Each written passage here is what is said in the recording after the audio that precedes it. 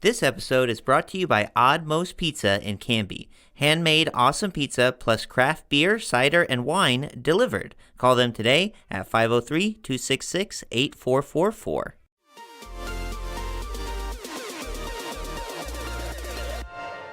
Welcome to Now Hear This Canby, your source for news. The threat of a possible teacher strike was avoided this week. There's a new, irresistibly cute creature winning over fans, and its name is Scootaloo. Sports. It's like Lucy in the football. You want to kick a field goal, but they take it away from you. We had to learn how to win. Goal can't be in the last second of the game!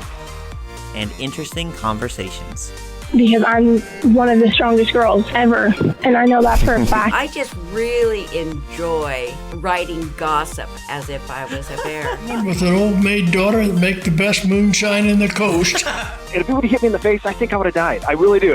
I guarantee you would have died, man. Are you kidding me?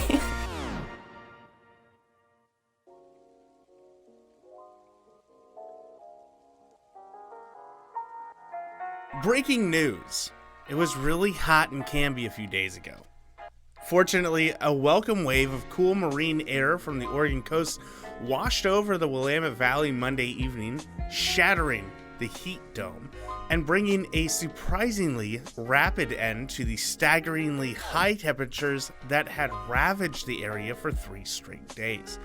As of 8:30 p.m., the temperature in North Canby was 83.7, exactly 30 degrees cooler than the record-setting 113.7 that a Wi-Fi-enabled ambient temperature sensor registered there only 3.5 hours earlier. At almost the exact same time, the National Weather Service was officially recording Monday's high of 116, the hottest temperature ever registered at the Portland International Airport, which began reporting in 1940. Of course, many gauges recorded much higher temperatures in Canby, from the Aurora Fire Chief's dashboard thermometer registering a toasty 118 to Direct Link's time and temperature line 503-266-TIME, which was cheerfully reporting absurdly high readings all weekend. Canby High School canceled all summer athletic activities due to astronomically high thermal readings on the school's turf field and tracks, registering from 178 degrees up to a demented 187. Many businesses and offices, particularly restaurants, shut down early or stayed closed altogether out of concern for staff and customers. The Canby Fire District, meanwhile, stayed busy throughout the crisis, responding to over 50 emergency medical calls in a 48-hour period, many of them related to the sweltering heat. Meanwhile, the mercury at the Whiskey Hill store in Hubbard topped out at 120 degrees, not because it was only 120, but because that was the highest that the thermometer would go. According to meteorologists, the area experienced what's known as a heat dome, which is not, as I initially suspected, the Thunderdome fighting style to the death between Oregonians and the sun itself. Instead, a heat dome is essentially a mountain of hot air stacked vertically through the atmosphere, which explains why it felt like the entire weight of Mount Hood was upon you whenever you walked outside.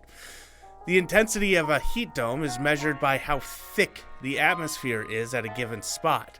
The hotter the air in the column, the larger the thickness of the air in that column, because heat expands.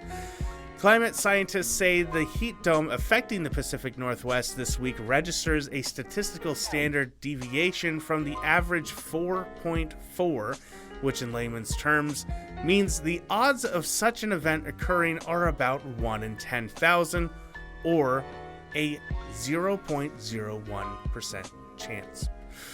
What cannot be ignored is that these sweltering temperatures are being experienced by a region and a population largely unaccustomed to dealing with extreme heat.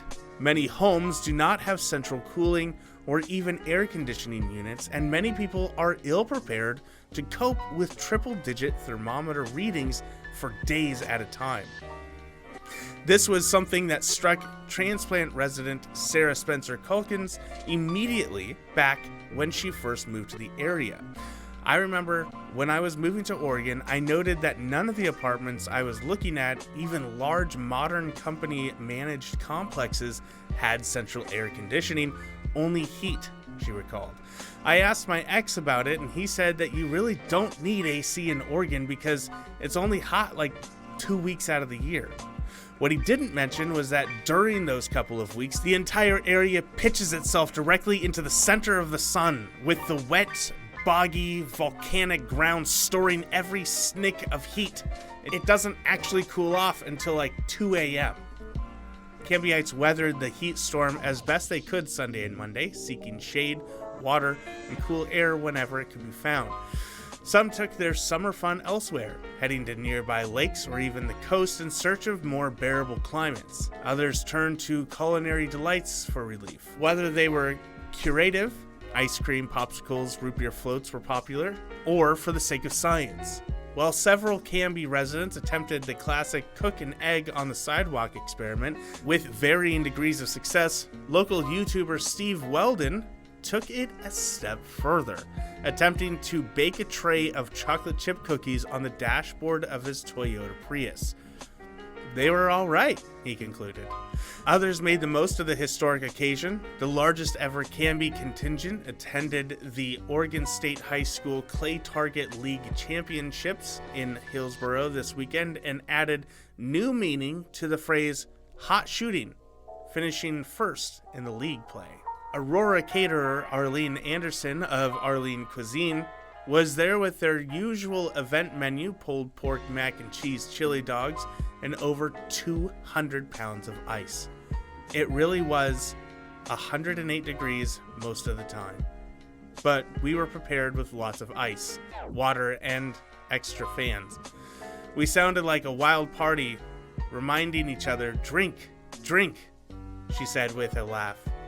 Dripping cooling towels in ice and water helped a lot.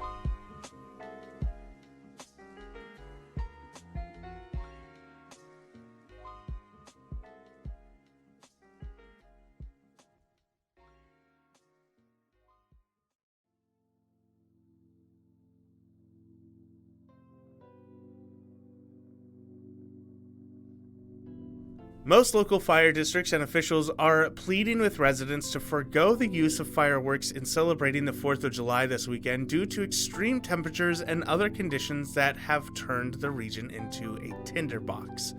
The Canby Fire District is one of the first agencies to ask citizens to celebrate their independence without pyrotechnics Monday afternoon, with the area still in the grips of a suffocating and historic heat wave. The fire district is extremely concerned with the extreme hot weather the Canby area has had the past 2 weeks, Canby Fire Chief Jim Davis said. Fire danger is high and with very low humidity, and this will cause fires to increase in size very rapidly. The small spark will ignite vegetation and structures. A number of communities, including Portland, Bend, and Eugene, barred the use of all fireworks, including ones normally legal in the state, until after July 4th. Unlike cities, fire districts lack the authority under Oregon law to enact such a ban. On Tuesday, Clackamas Fire and Clackamas County Fire Defense Board issued a joint statement asking Clackamas Countyans to celebrate responsibly in light of the very real risk of wildfire. During this time of prolonged heat and dry conditions overlapping the 4th of July holiday, the risk of hostile fire to occur is significant, officials said. Please consider celebrating the holiday by attending a professional show or in other ways that do not include the use of fireworks. In smaller communities like Canby, officials were more reticent to ban fireworks, citing various reasons. In a live Facebook video Tuesday afternoon, Molalla Mayor Scott Kaiser Tuesday said he had received numerous messages and even threats from citizens demanding that he impose such a prohibition, but felt it was a matter of personal freedom. "Y'all know what to do," he said. "I mean, the party I'm going to, we've already said we're not doing fireworks. If you see somebody out there, go put it out. Guys, I'm not here to take your rights away. I'm not here to take your freedoms away. and messaging me and threatening me, it's not going to fix nothing. With the state's coronavirus restrictions set to expire Wednesday, Kaiser and others also acknowledged wanting to make room for residents to enjoy the state's first post-COVID holiday without imposing new mandates. Silverton Mayor Kyle Palmer suggested that a ban in his community might only push displays into more rural areas outside of city limits, where the fire danger would be even greater and emergency responders further away.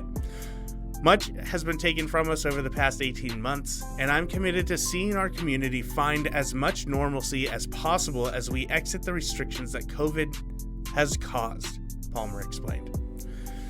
If that includes a family gathering to watch legal Oregon fireworks in a controlled environment, I ask you to be extremely safe and remember that you should do so on a concrete surface or a large board with water on hand. With the devastating wildfires of September 2020 a not-so-distant memory, and the scorching heat wave of this weekend a much more recent one, many area residents seemed eager to follow Kaiser's lead, involuntarily foregoing fireworks until conditions improve. The Canby Rod and Gun Club announced it will not allow fireworks or campfires at a Western Regional Independent Trap Shooting Association event this weekend. Please leave them all at home, Canby Trap Shooting coach Chuck McClargy said in a Facebook post. Local law enforcement and fire agencies are asking residents not to report the use of legal or illegal fireworks this week, but to call 911 only in the event of a fire or medical emergency. This is normally the busiest time of year for emergency responders and dispatchers without record temperatures, and the heat has proven difficult for the most vulnerable in our communities, Clack fire officials said. Only call 911 to report emergencies. Preventing fires requires collective effort and goes beyond fireworks.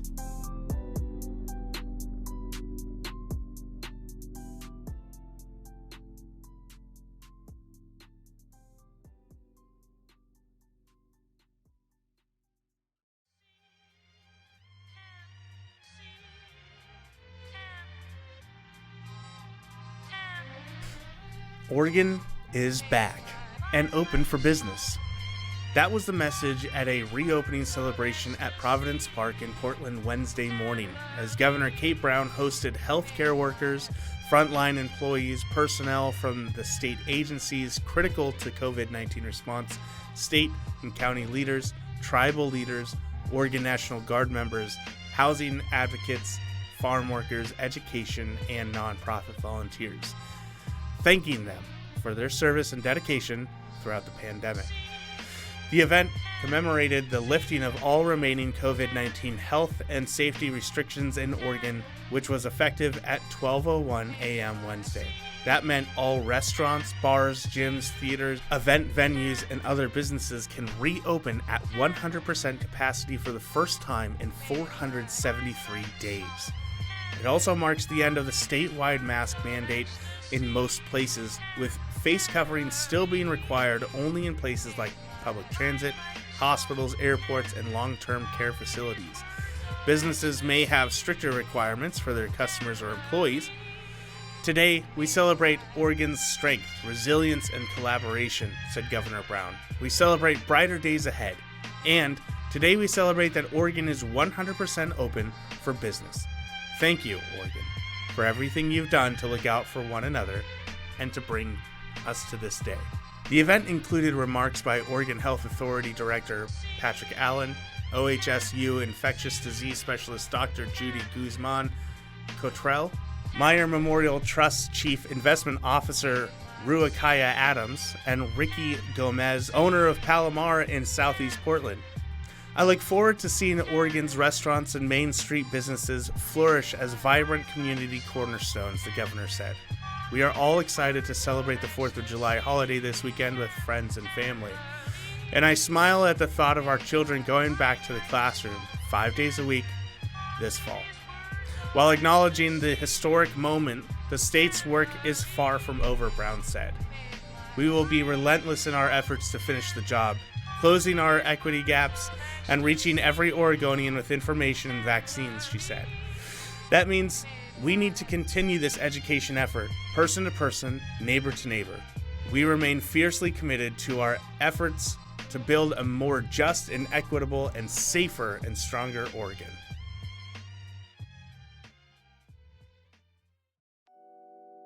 There may not be a parade for some of the usual festivities, but don't be surprised if Wade Park in downtown Canby winds up looking and sounding a whole lot like 4th of July this Independence Day anyway. That's because local leaders, business owners, and other groups have banded together to organize a fun musical event on 4th of July to celebrate the Canby community and the nation's independence. We got approached because the city wasn't going to put on a 4th of July celebration, which was different than banning it. It wasn't banned. They just couldn't do it, Canby music owner Brian Haynes explained.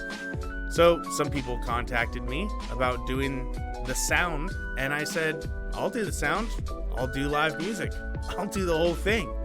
Haynes quickly rallied his usual Canby music team along with past bandmates, students, and other musicians in town, and told organizers he would provide tunes throughout the day, free of charge. Other business owners and local leaders joined the charge. Canby Area Chamber Director Kyle Lang began putting together a classic car show to surround the park and make the event more free-flowing and walkable. The Canby Farmers Market, which was already planning to do an expanded Independence Day themed market on Sunday, also lent its support to the festivities. On North Grant Street, the Book Nook will offer a sidewalk sale that day, while neighboring Ebner's Custom Meats will have their barbecue pit fired up for the true 4th of July fashion. We're all putting it together. We're all kind of in charge of our own thing, Haynes said. But yeah, as citizens and business owners, we're going to make 4th of July happen. The occasion is something of a return to the event's roots, as the celebration formerly known as General Canby Days was run by local volunteers from 1982 until 2015, when the organizing committee dissolved and the city took over. Haynes played at the Wade Park Gazebo during General Canby Days for many years. This summer's event will be something of a reunion concert for him. We'll have some people I used to play 4th of July 10 years ago, he said. Before the pandemic, the annual parade and celebration was one of the most well-attended events in the Canby area, drawing record crowds of more than 10,000 in 2019. Haynes and the Canby music team eventually moved on from the stationary stage of Wade Park, preferring to participate in the Independence Parade through North Canby. When we're on the float and we're driving through town, I get to see all these people that I know from town, Haynes said. We're waving to them, playing music, and watching kids dance to it. Everybody's out, everybody's having a good time and enjoying themselves. It's just a great community event. Local singer and songwriter Allie Welchel, a newer employee at Canby Music, will be performing at Independence Day concert for the first time. I always loved coming to the 4th of July. It was such a blast to see everybody come together, having a good time and good food, she said. With a laugh, she added, "The parade was always my favorite because you get candy, you know. Never too old for candy." Haynes admitted he was disappointed the parade was not able to happen this year, and not just because of the event itself, it's also because he has a personal Independence Day tradition that he will miss, though his neighbors might not. "We set up the float the morning in front of my house because we don't want to leave our equipment out overnight," he explained. "So we set up, and as soon as 7 a.m. hits, I crank the music," he laughed. "I wake up all the neighbors. It's like, hey, it's 4th of July. Wake up, everybody. Time to party." This year's set list includes more than 40 songs from fun summer favorites like Miley Cyrus, Party in the USA, to feel-good classics like Here Comes the Sun. The Canby Farmers Market on North Holly Street kicks off at 9 a.m. 4th of July, while the music, car show, and most other festivities at the park are expected to run from 10 to 2.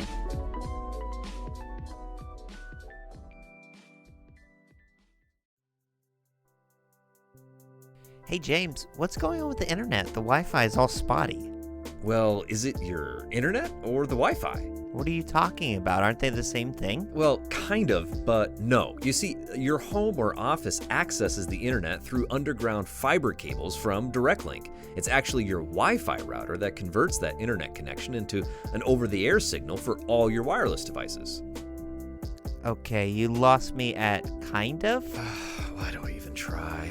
Look, you have seen like a box-looking device around the studio here. It's probably hidden under a thick layer of dust. No, I don't. Oh, wait, is it that blinky, flashy thing behind the stack of old pizza boxes? Yes, it's the blinky, flashy thing. That's the Wi-Fi equipment that connects your iPad, your PlayStation, and the laptop to the internet. I bought that off Craigslist like 8 years ago. Frankie, I think we just found your problem. Your Wi-Fi equipment is ancient. Electronics, they get old fast, and even when new software updates or faster broadband comes out, your old router just can't keep up. It's like expecting a Model T to outpace those new F-150 Lightnings. Great, so now I have to make Tyler go buy, I have to go buy a whole new Wi-Fi setup? How does I even know what to get? Look, I'm gonna make it simple. Just call DirectLink, man. Their professional grade Wi-Fi equipment is super affordable, and they'll manage the updates and the network security for you. They'll even help you install your new router in the perfect spot to get the strongest possible signal. You can visit directlink.coop/Wi-Fi to get started. Well, that sounds great. I'm going to make Tyler call DirectLink today.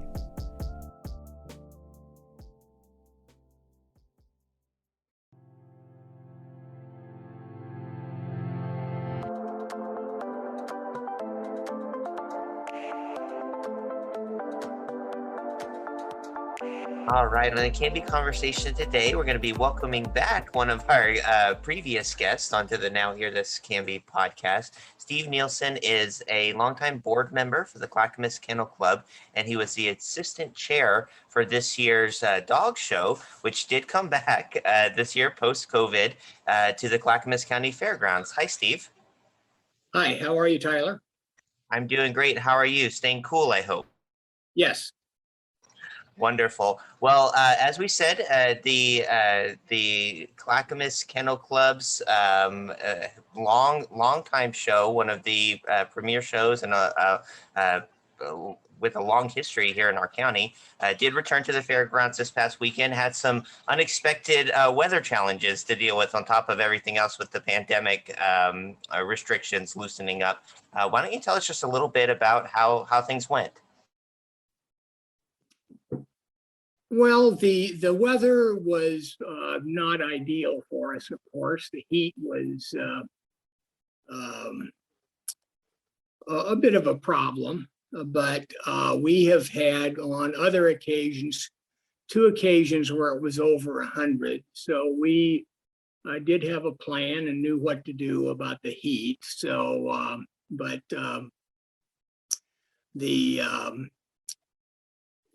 just to give you a little idea that, this stuff doesn't happen by accident. The American Kennel Club requires us to have what they call a disaster plan, and I think I would call it an emergency plan instead, that we have to outline the steps we would take if we need to evacuate the site, or if there's lightning, or if there's high heat. So we had a plan going in. It was unfortunate that we had the heat the way it was, because it's not ideal, and heat, of course, can be very dangerous to people and animals if you don't have a plan to deal with it. And luckily we did, so we had no heat-related incidents at all. That's good. Yeah, and I saw that posted as well. There were not a single case of heat stroke or even heat exhaustion, I believe, that was experienced by any of the folks or animals that were at the show. Yeah, that's correct. As part of our emergency plan, we have on site during our show a veterinarian at all times who is there to assist the exhibitors if they feel a need that they need to have their dog looked at. Normally, it's things like, they've gotten something in an eye that needs to be flushed out, or the dog maybe has taken a bad step and is a little lame. But our veterinarian, Dr. Roth, was prepared to deal with any heat-related incidents affecting any of the dogs. Luckily, we didn't need to do that.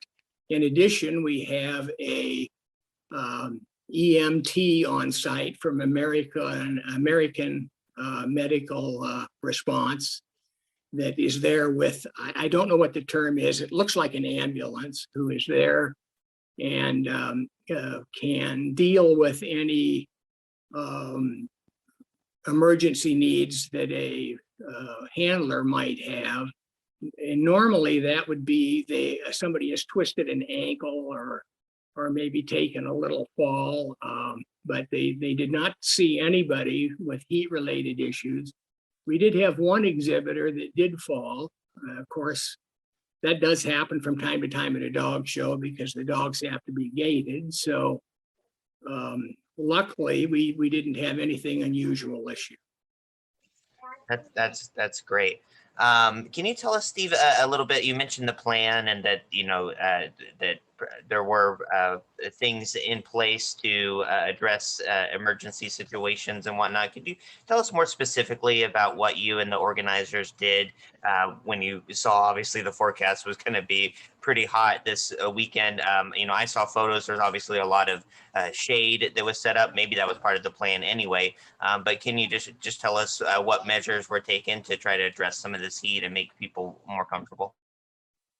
Sure. As well, the planning starts long before the weekend, and luckily we have a really good partner with the Fairgrounds and Event Center that helps us pull off the plan. But we met with the Fairgrounds, I believe, on about June 8th, and we go over all of our setup requirements, what we're going to do, how we're going to do it, when it's going to be done, who's doing it. And at that time, we cover our emergency plan. We, of course, at that point, we did not have the high heat.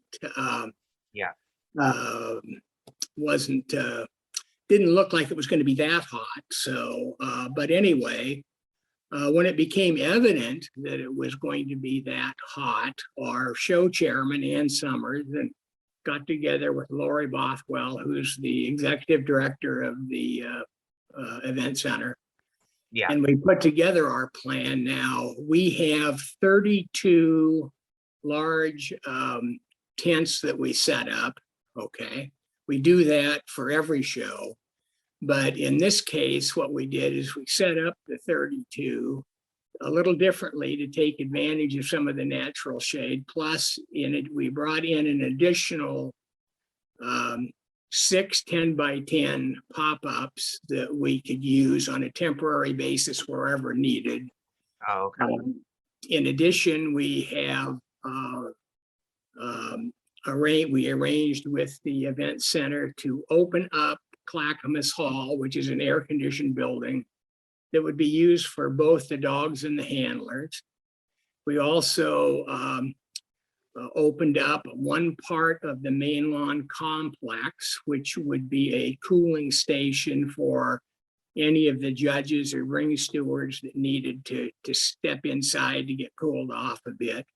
We also opened up the main pavilions, which normally we don't use for any.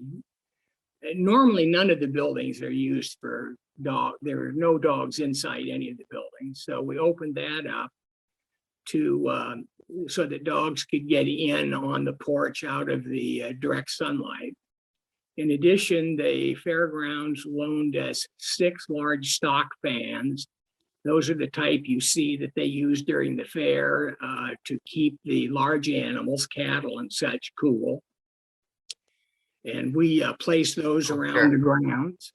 Okay, we also had 6 floor fans to use inside the pavilion and in the Clackamas Hall and the cooling center. We had 12 swimming pools, the kiddie type pools that we used on the grounds, which were filled with water and ice.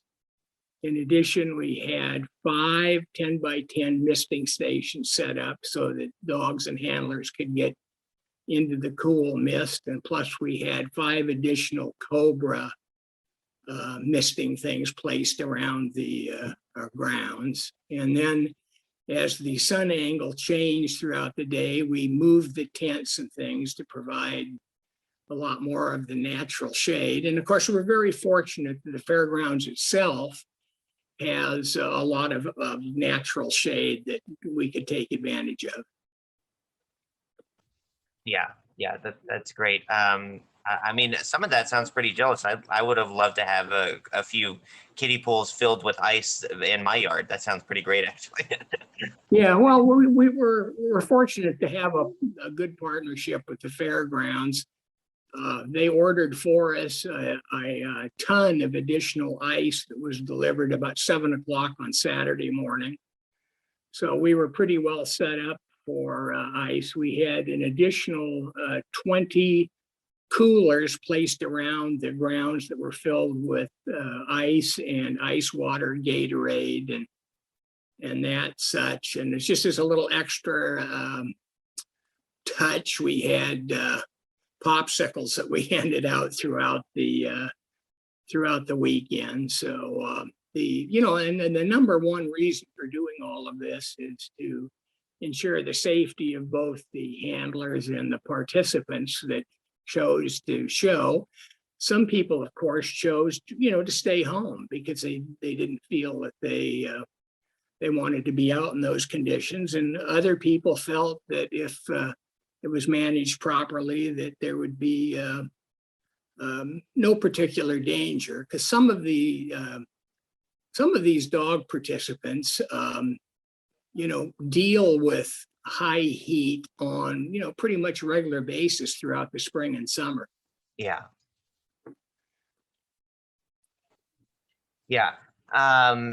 Did you find, Steve, that the dogs were taking advantage of some of those things, the pools, the extra water and whatnot?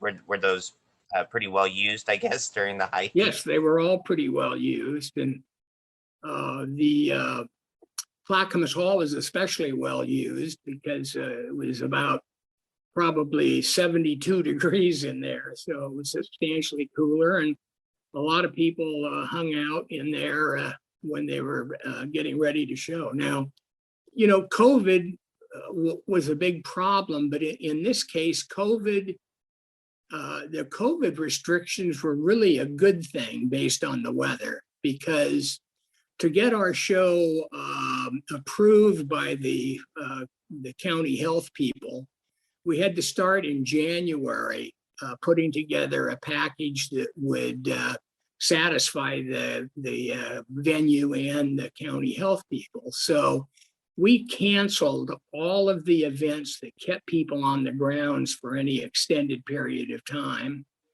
We also canceled anything that took place inside Ely Arena.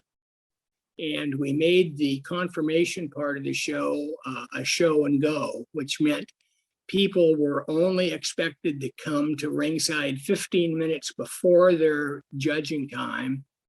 And after the judging, if they weren't required for additional judging, they were to leave immediately. So there were substantially fewer people on the grounds on Saturday and Sunday than we would normally have had. So in some strange way, those COVID restrictions actually probably were a big benefit based on dealing with that hot weather.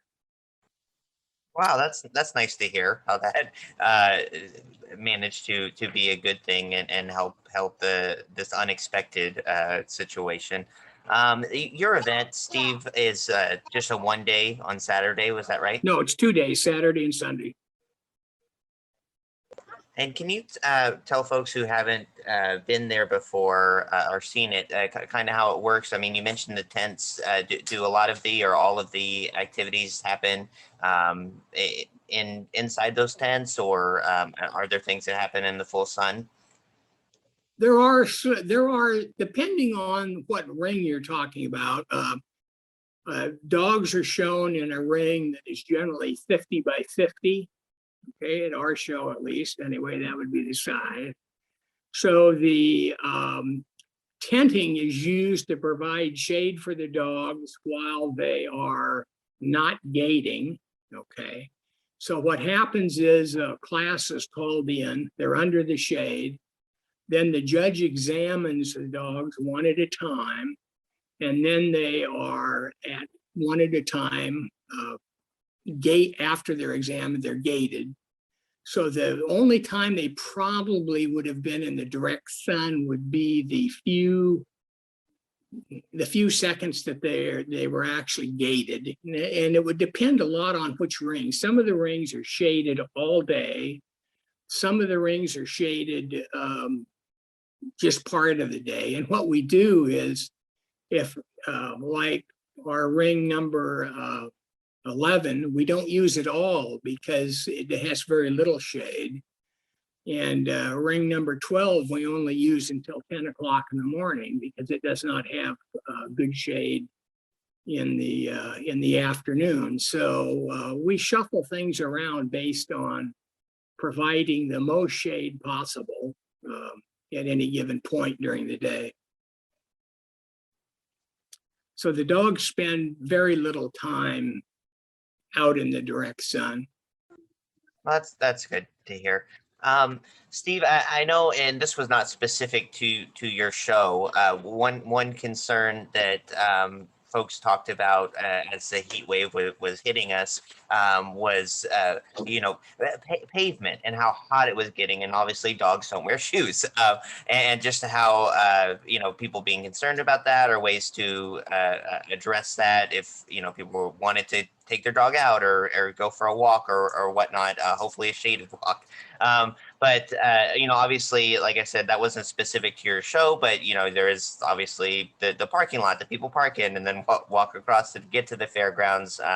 The sidewalks at the grounds are paved, some of them in sun, some of them in shade. So obviously a lot more about dogs than I do. First of all, is that a valid concern, or is that a little bit overblown that dogs can handle that better than we think? And if it is a concern, how did you guys address it at your show? That could be a concern. I guess the easy way to answer that is if people should come out and take a look and see how a dog show works. It's probably different than most people expect. But for instance, this year we rented a bunch of golf carts, and we had some people stationed to drive them from the park, from both the red and blue lots into the grounds. So if somebody wanted a ride, they just used the golf carts and they were taken to whatever area they needed to go to. So that, of course, would be a big help. Some of the people, some of the owners probably don't have the best mobility, and we thought that would be a good idea in the heat so that they would not, have to walk a distance, because the fairgrounds we use it's probably spread out over about 20 acres. So it can be quite a distance. So we use the golf carts to move dogs and people where needed. In addition, probably 50% of the dogs do not walk into the fairgrounds. They're transported by their owners in a crate, okay, on a dolly that has wheels. So a lot of them are moved that way, for a couple of reasons. One, people don't want them to get dirty, okay? Oh, sure. Yeah, that makes sense. So again, the real danger that you see is where you have the brand new blacktop that is extremely black. Now that can get very hot. The weathered blacktop, like you see at the fairgrounds, does not absorb the heat to the degree new blacktop would. So it is a danger, but again, we had no dogs at all that had any problems with their feet. Yeah, that's good. Steve, I want to ask, did you get comments, people asking you to cancel, or why didn't you cancel? Could you answer that question for us? Why, when the organizers, when you guys were kind of looking at these forecasts and seeing the concerns and looking at how you could address it, was that something that you asked yourselves, are we going to cancel? And why did you decide to go forward with it? Well, that'll be a bit of a long answer, but that's okay. The event itself, it says Clackamas Kennel Club, and that would be the events that happen on Saturday and Sunday. In addition, there are on Thursday and Friday 18 other events that take place. So in looking at the whole weekend, the weather was not particularly unusual for Thursday and Friday. We've had numerous days where we've had that kind of temperature, which frankly, for us is not a problem. Now one thing I should have said earlier is we have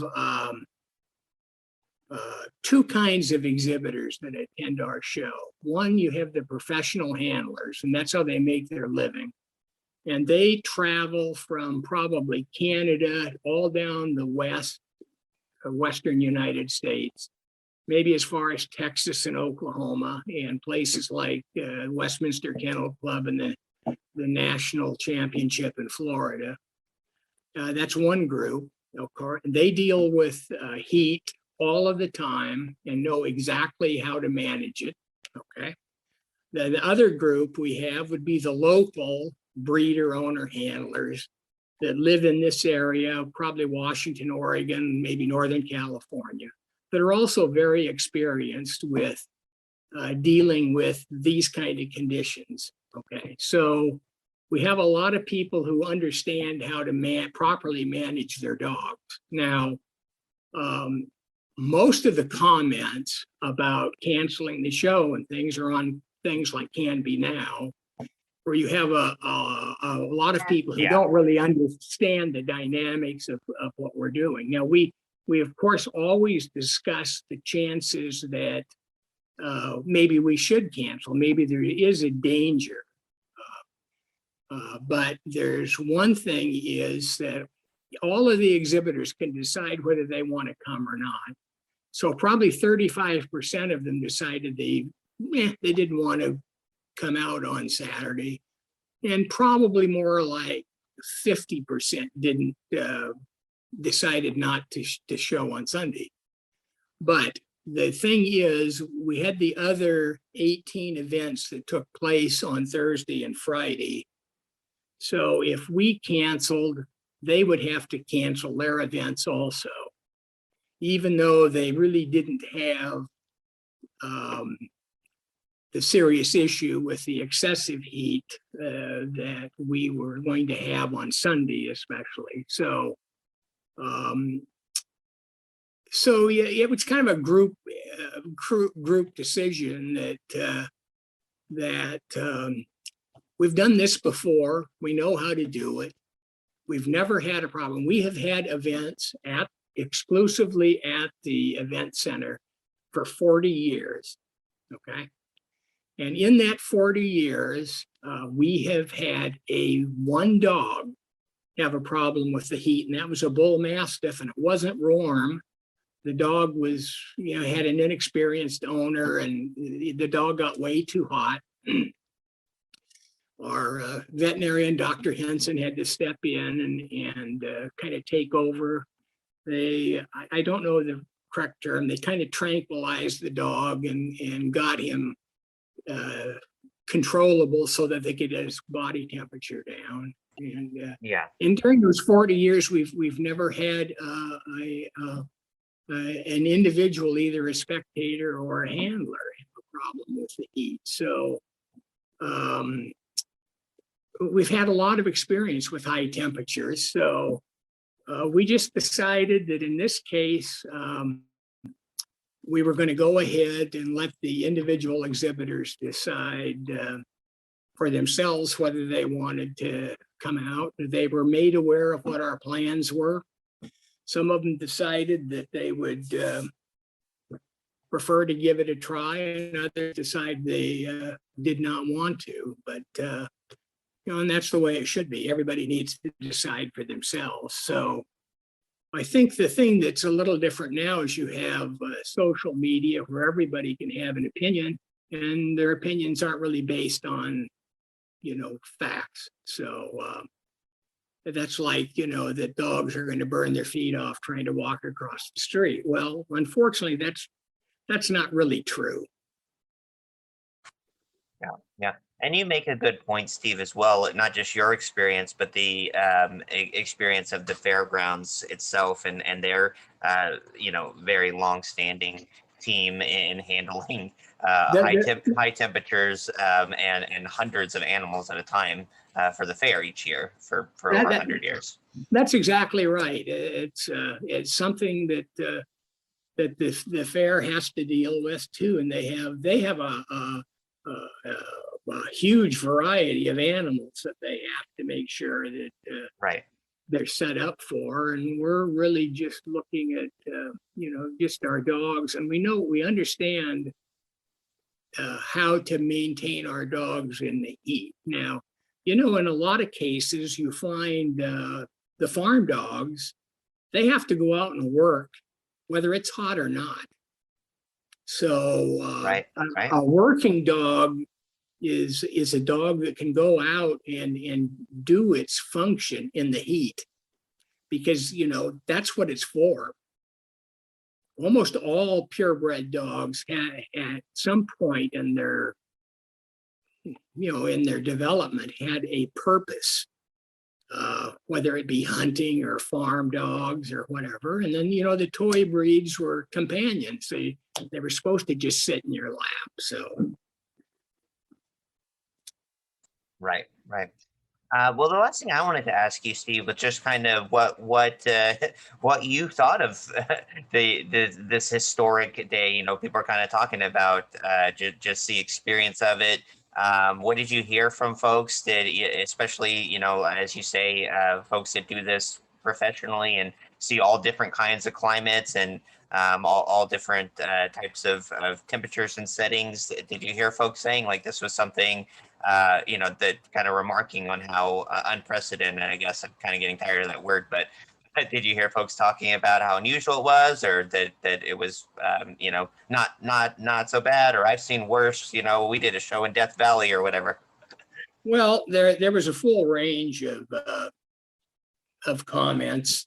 Most of them that I've seen, all of them were positive except one.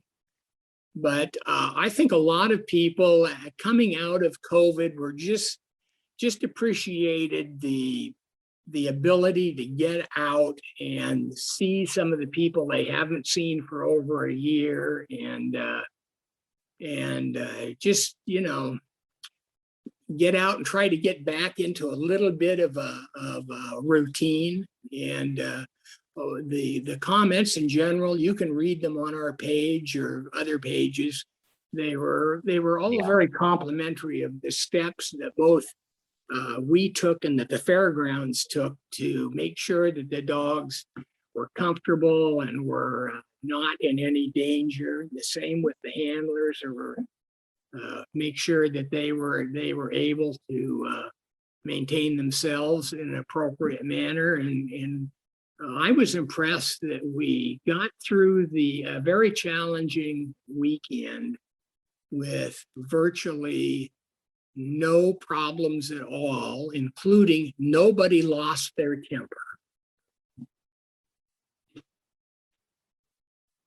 Wow, yeah, that is more impressive than anything. Not counting social media right now, just it's that's a different standard. But well, Steve, I really appreciate having you on, and thank you for your time. Is there any thing else that you'd like to add, or maybe a way that folks can learn more about the Clackamas Kennel Club and what you guys do? Well, we have both a Facebook page and we have a regular website. If they want to know more, they can take a look there. But I would say next year, hopefully with much better weather. We are June 24th, 25th, and 26th. It's a free event, and I would tell everybody to just come out and take a look and get a little better understanding of what, the process is, and they can, they'll probably see some things that they haven't seen before. Hopefully we'll be back to normal, and we'll have barn hunt and some of the other events that are a little more exciting to watch. But I think it's a good chance for people to come on out and see what this is all about, rather than just getting their information secondhand from, people who don't really have any experience. Yeah. It is a cool event. It is a cool organization, what you guys do, and just see, anyone who likes dogs, this is a great way to learn more about them and really see unique characteristics of all the different breeds, or many of the different breeds, showcased to their fullest potential, which is really cool. Steve, thank you again so much for being on the show today, and take care and stay cool, my man. Sure. Thank you.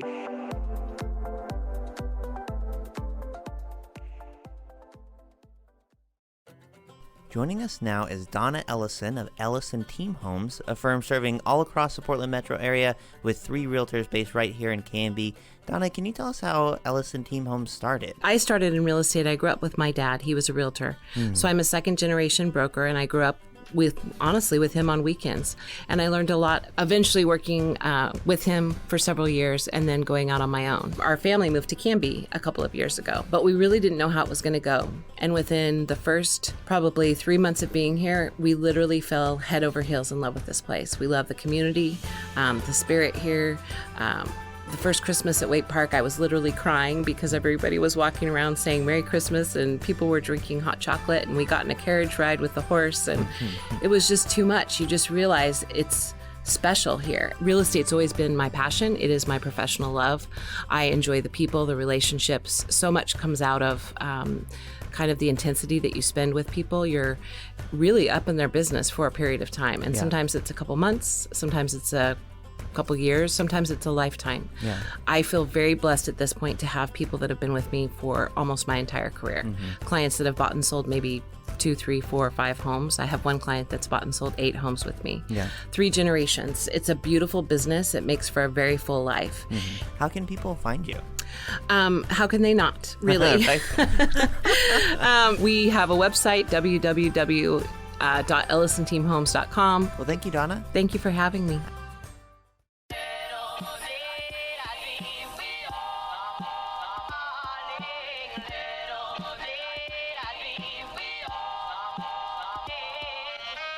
Well, friends, we're going to draw this episode of the Canby Now podcast towards a close with this episode of Canby Then. This time it's brought to you by Retro Revival, not your average antique shop. They're open daily, and you can find them on the corner of Northwest 3rd and Grant Street in downtown Canby, or connect with them through email at retrorevivaloc@gmail.com. They say all's fair in love and war, but that doesn't necessarily mean all's love in war and fair. Indeed, a war of words was fought in 1908 over control of the fledgling Clackamas County Fair, and Canby was the winner. The fair had started in Gladstone and was a smashing success, but enterprising folks in Canby thought they could do better, and they had just the spot in mind, a beautiful 40-acre plot on the east side of town on land once owned by Supreme Court Chief Justice Aaron E. Waite and still held by his descendants. Led by the Canby Development League, Chairman R.S. Coe, and 23 other league members, the town was ultimately successful in bringing the fair to Canby, where it would remain for the next 112 years, at least. A groundbreaking was held in late July 1918 to begin construction on the fairgrounds' buildings and a first-class racetrack, and it was a festive occasion. Local officials came out in droves to view the beautiful grounds and make speeches under a stand of drooping fir trees. The mayor of Canby, J.F. Mitz, had proclaimed the day a local holiday, and many downtown businesses closed their storefronts in honor of the momentous occasion. Canby's Silver Comet Band met visitors at the old train depot, which I guess back then would have been the new train depot, and whisked them through a grand processional to where the ceremonies would be taking place. Numerous delegates from surrounding communities were there to, quote, rustle on the sidelines and make all the noise as needed, as recorded by the Oregonian. Judge Grant Dimmick, whose later exploits would reveal him to be one of the most sinister rogues in the county's history, exhorted his listeners to do all in their power to make the fair a success by talking and working for the enterprises in season and out of season, according to the Canby Tribune's chronicling of the event. Another early fair booster, Professor Theodore Gary, went even further. Mr. Gary advised everyone to boot up, and if we hear anyone talking against the fair, to take him out and hang him, or something to that effect, the newspaper noted. His remarks were timely and well received. Well, no hangings were recorded, but the work on the new fairgrounds came together splendidly. Out of the Waite family's rich farm and forest grew barns, arenas, stadiums, and outbuildings, some of which still stand to this day. Unlike the 1907 fair, which had been headlined by a gaudy carnival from out of town, which included a mask ball, Mardi Gras, freak show, and Family Feud-style contests, the centerpiece of the Canby Fair would be its sparkling new horse racing track. The half-mile racetrack has been placed in order during the past few days and is pronounced by experts to be one of the finest tracks in the state, the Oregonian declared. WH Council is directing the grader, steamroller, and sprinkler at the fairgrounds, and the racetrack will be in first-class condition. Cash prizes of up to $1,000 were awarded to the fastest horses, thanks to liberal contributions from Portland businessmen and across the state. Not that it was all about speed. Slow trotting was also a popular form of racing entertainment in those days, and several were scheduled for the 3-day event. A 5-mile relay race for pupils of the local schools was also considered an interesting feature. Other prizes would be given to top show performers for horses, cattle, sheep, swine, poultry, vegetables, fruit, and all kinds of farm products. Awards will be given for ladies' textile products, bread, cakes, pies, preserved fruits, etc., the Oregonian said. 50 special prizes will be awarded for the best of exhibits of every kind of farm, garden, or horticultural product. The most popular day was Friday, which had been designated Oregon City Day, something that had also been done at the 1907 fair. According to an earlier article, the entire town promises to pay a Canby a visit and enjoy the raptures of country life for a day. Well, that might have been an exaggeration, but not by much. 3,000 souls visited the Clackamas County Fair that day, and almost a third of them from Oregon City, which in those days had a population of just north of 4,000. There were so many folks from Oregon City, a special train was on hand just to take them home at the end of the night. The attendance was far greater than was anticipated by the fair officials, a newspaper later recorded, and was due partly to the perfect weather and in no small measure to the fact that nearly 1,000 people came from the county seat to make a boost for the old Clackamas and her fine products that filled the big pavilion. The display of products of the soil were amazing in variety and quality, though not so numerous as the previous year, due to a late frost. Nevertheless, the mammoth vegetables and luscious fruits grown by the family farms that thickly encircled the community and its fairgrounds attracted wide attention. The horse races, though, were widely considered to have been far superior to the previous years. They were more and better horses in competition, nearly 500 in number, and the crowds poured in from all directions to see them pound the dirt. The fair wrapped up with an exhibition baseball game, with a hometown team hosting the Spantons from Portland. With one of the night boys on the mound and pitching a no-hitter, the Canby Bats got hot and spanked the visitors 16-0. That's what I call an old-fashioned thrashing. The fair had found its permanent home, and in the rich Canby soil, it was prepared to grow and grow. That, however, is a story for next time on Canby Then. Well, friends, as always, thank you for listening. I'm James Walton. Have a great day.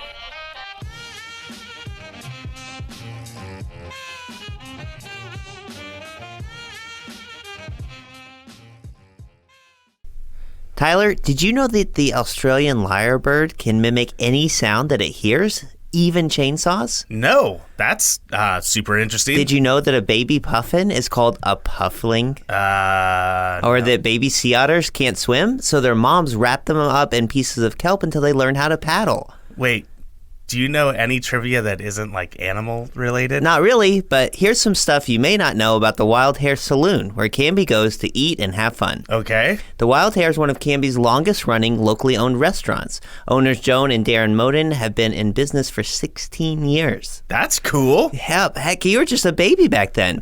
Wait, what? And they love to give back. They've been members of the Canby Chamber for that long, and they donate over $20,000 to local sports, FFA programs, and civic organizations each year. Wow, I'm legitimately caught off. That's cool. Yeah. They also support more than 30 jobs in the community through their award-winning staff, some of them as young as 18. Hey, that's older than you are.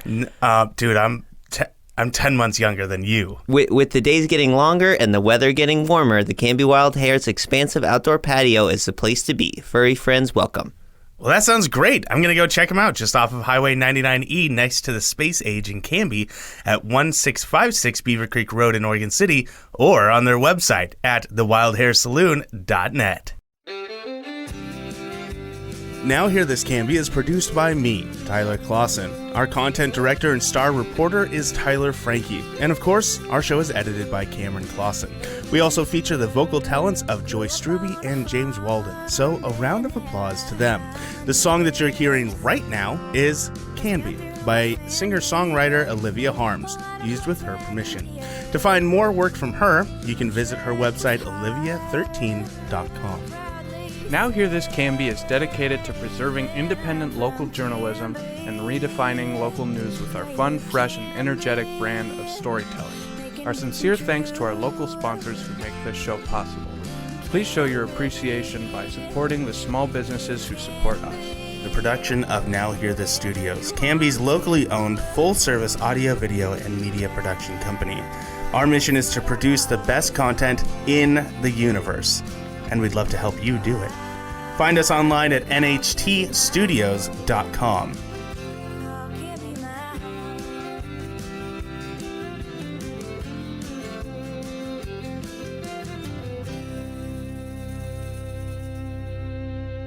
I will take a motion to adjourn. I just moved it. I didn't even ask for it, though.